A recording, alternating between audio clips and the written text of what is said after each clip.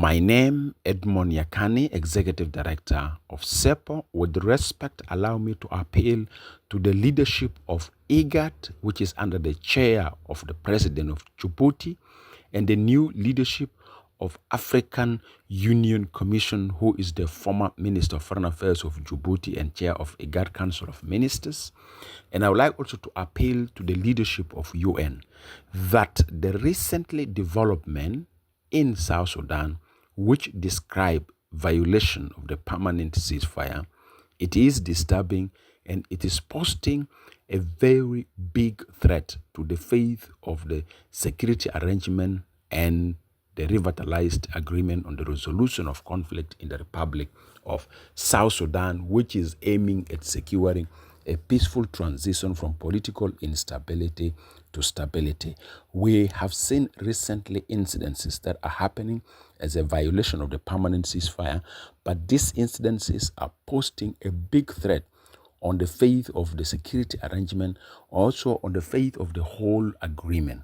Therefore, we would like to appeal to the leadership of IGAD, African Union, and UN that these incidents are happening in your eye and you are silent. There's a high likelihood that the faith of the agreement may be jeopardized while you are watching. As a civil society leader, I'm appealing to you that there's a need to hold an urgent gathering, regional and international, on the faith of the final transitional process in South Sudan as per the newly extended transitional period for 2 years. This newly extended transition period for 2 years is beginning with huge damages on the permanent ceasefire and with indicators that the faith of the agreement is at jeopardy. Therefore, we are appealing to IGAD Executive Secretary, to the new incoming chairperson of AU Commission, who is also a very active player in IGAD at the capacity of the chair of the Council of Ministers, and the UN, and specifically want to call upon the UN Secretary General and other friends of South Sudan. We can't describe all of you, but among them, Traker. There's a need for South Sudan transitional process to be rescued. With this damaging beginning, it is important that before things unfold, people should attempt to prevent. And specifically, if we go back to the concept of prevention is better than cure, we are likely to see a large-scale breakout of violence among the parties that are signatory to our access following the recent incidences across the country in Western Equatoria, in Upper Nile, in some parts of Western Baragazal. These particular violence are indicators of a potential threat on the faith of a peaceful transition in the country.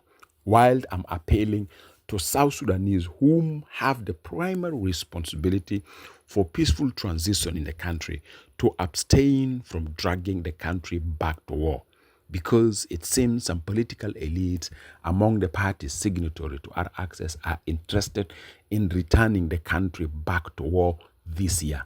If you are afraid of the forthcoming election scheduled for December 2026, kindly, with due respect and honor, we urge you, allow the citizen to exercise their civic responsibility in a peaceful and credible voting. The culture of retention of power or access to power through the barrel of the gun is enough. And we need to say enough is enough to gun class. Allow us to exercise our constitutional rights through the ballot box, not the bullet of the gun. I'm appealing to everybody, the South Sudanese leaders at the level of the presidency, please hold an urgent meeting on this lately development. Besides, we call the region and the international community to urgently also intervene on the situation in South Sudan before it collapses. Thank you very much.